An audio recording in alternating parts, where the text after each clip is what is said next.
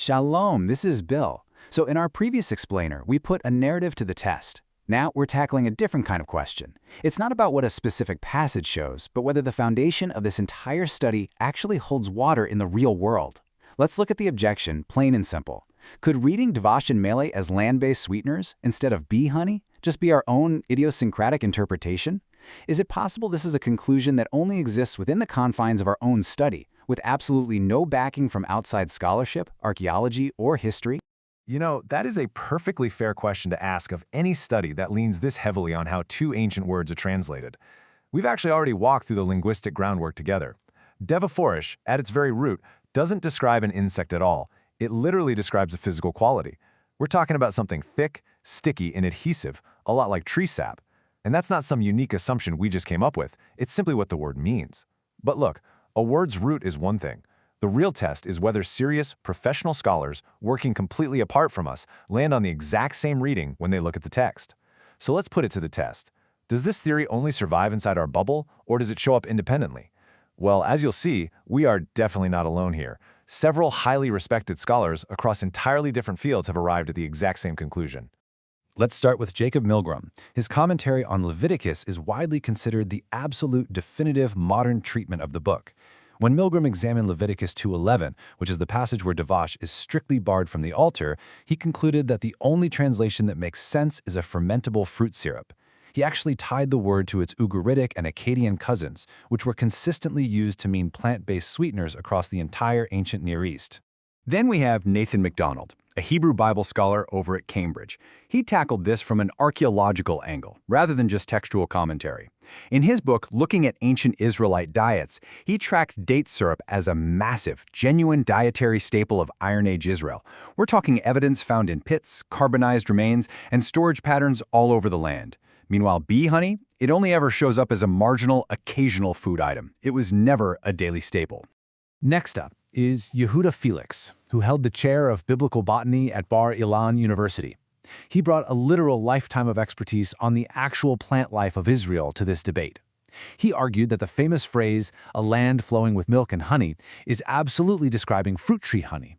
To prove it, he points to a really specific detail in the Jerusalem Talmud, which shows that biblical Devash is subject to tithing laws. And here's why that matters. That specific legal status could never, ever apply to an animal product like bee honey. And we can't skip Nahum Sarna. His JPS Torah commentary is a landmark work in modern Jewish biblical scholarship. When Sarna comments on Exodus 3:8, which happens to be the very first land flowing with milk and honey passage in Scripture, he states it plainly. He says Devash in the Bible is predominantly the thick, sweet syrup produced from dates, known to the Arabs as dibs. So here we have a scholar working from right inside the Jewish tradition, looking at the exact passage most people use to justify bee honey, and his verdict points squarely back to the land. So let's recap. We have a commentator, an archaeologist, a botanist, and a philologist. That is 4 entirely different disciplines taking 4 completely independent paths, and they all arrived at the exact same place. Honestly, I'd encourage you not to just take my word for it or even theirs at face value. Look them up. Test what we're laying out here against the research, and more importantly, test it against the text itself. Now, we need to name the absolute strongest form of the objection too, because frankly, it has a real foothold. Some scholars argue that Devash definitely means bee honey in certain contexts. They usually point to the Tel Rahov apiary and to Proverbs 5:3, where nofet, honey, is set in parallel with shemen, which is olive oil. They suggest that this pairing proves the writer was thinking of literal hive honey. But Hebrew parallelism pairs images by their shared qualities, in this case a smooth, dripping flow, not necessarily by their biological source. And actually, if we do press that pairing to find a source, well, it cuts the other way. Shemen is a pressed product from a tree. It's one of the 7 species. So that actually places nofet right in the company of the land's cultivated sweetness, not a beehive. Now, to be clear, this study isn't denying that bee honey ever appears in Scripture. We're just holding the narrower, much better supported line. The default meaning of Devash is the sweetness of the land. The burden of proof really rests on anyone who assumes bees are present when the text never names them. And beyond the linguistics, the dirt itself gives us a record. When archaeologists look at cultivation, processing, and storage across the ancient Near East, the material footprint points directly to fruit-based syrups, specifically dates, as the main sweetness embedded in that agrarian economy. Take Qumran, for example. That's the settlement famously tied to the Dead Sea Scrolls. Excavators there found something a lot stranger than your average storage room. Out in the cemetery east of the site, among roughly 1,200 graves, they found at least 2 that had absolutely no human remains in them. Instead, they held carefully sealed storage jars, 5 in one grave, 10 in another, all buried with the exact same reverence usually given to the dead. And the residue inside those jars? Archaeologist Dennis Midzi detailed that it was identified as date honey.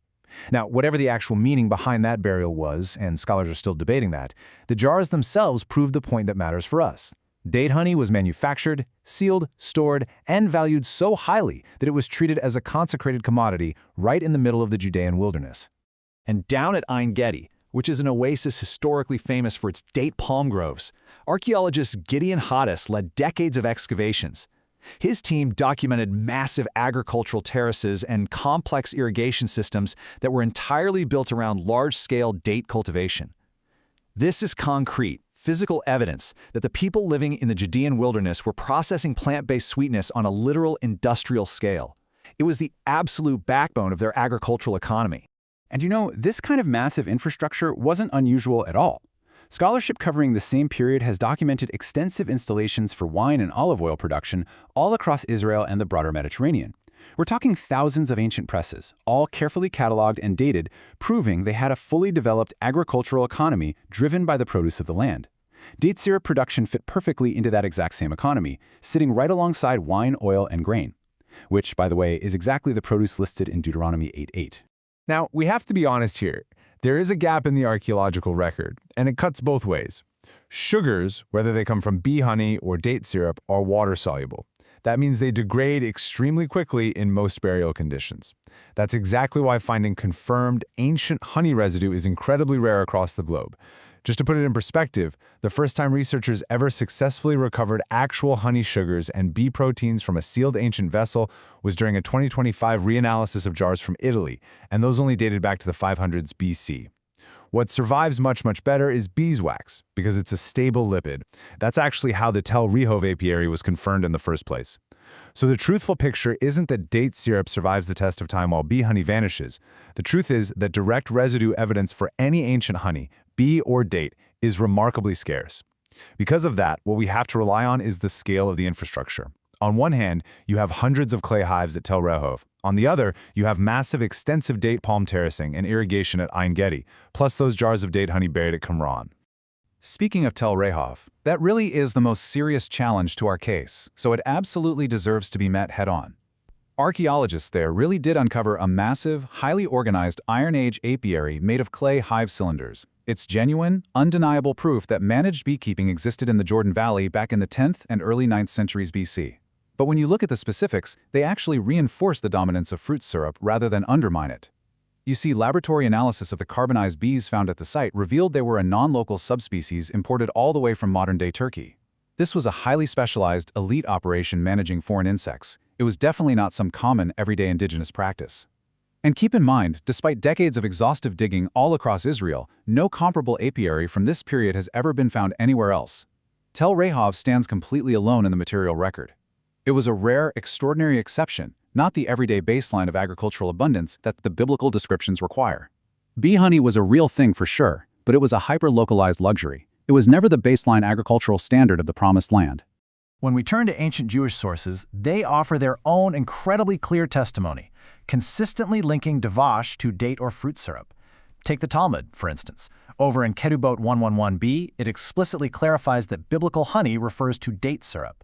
It actually ties it directly to the fertility blessing in Deuteronomy 8:8, and it specifically treats bee honey with extreme caution in certain ritual contexts, just to avoid any impurity. Then there's the Mishnah Bikurim. Chapter 1 states flat out that honey, in the context of Jewish law, refers to agricultural produce. It specifically lists Devash among the first fruits offerings, explicitly naming dates as the source and actively excluding bee honey because it's considered non-cultivated. And we absolutely have to look at Josephus. Writing in the 1st century from right inside Second Temple Judaism, he gives us the absolute clearest historical proof that the ancient world distinctly separated date syrup from bee honey, even though they used the exact same Greek word for both. When he was describing the lush, fertile palm groves of Jericho, he wrote this: There are in it many sorts of palm trees that are watered by it, different from each other in taste and name. The better sort of them, when they are pressed, yield an excellent kind of honey, not much inferior in sweetness to other honey. This country withal produces honey from bees. Notice exactly what Josephus did there. In just one single sentence, he puts pressed palm honey and bee honey side by side. He treats them as two completely distinct agricultural products, and he writes about it like it's something every single first-century reader would just instinctively know without needing any further explanation. The 18th century commentator John Gill actually affirms this exact same reading in his exposition on Deuteronomy 8:8. He cites Josephus directly to confirm that the palm trees around Jericho, specifically the fatter ones, when pressed, emit a massive quantity of honey that's scarcely exceeded by anything else. We see this exact same linguistic flexibility pop up again in a phrase we've already covered in this explainer, the wild honey, that famously sustained John the Baptist out in the wilderness. Classical scholarship on that specific Greek phrase shows it was actually a recognized technical term for tree resin and plant exudate. It wasn't just describing some random bee honey he stumbled upon in the wild. It's the exact same word family showing the exact same flexibility. It perfectly mirrors the pattern we've been tracking through this whole study from day one. And finally, Rashi. When commenting directly on Deuteronomy 8:8, he identifies the Devash mentioned there as Devash tamarim, which means date honey. It's the Hebrew equivalent of the Arabic dibs, a rich syrup made from pressed dates. This aligns perfectly with the 7 species, cementing it as the true produce of the land itself. So you see, none of this is just a handful of convenient quotes we cherry-picked because they happen to agree with us. What we're looking at is a solid chain of evidence. Every single link was forged independently across totally different disciplines by scholars who were never coordinating with each other, let alone with our study. We have a commentator, an archaeologist, a botanist, a philologist, a deeply rooted Talmudic tradition, a first-century historian, and the very excavated soil of Israel itself. If you break any single link, the chain still holds strong because not one of them relies on the others. Now, none of these scholars are outright claiming that bee honey is unclean. That particular conclusion is unique to our study. But what they unequivocally establish is the exact point we set out to test today. Reading these two ancient words as land-based sweetness was never just one person's wild idiosyncrasy. It's simply what happens whenever someone sits down and wrestles with Devash and Meli directly, instead of just assuming their way past them. That's next.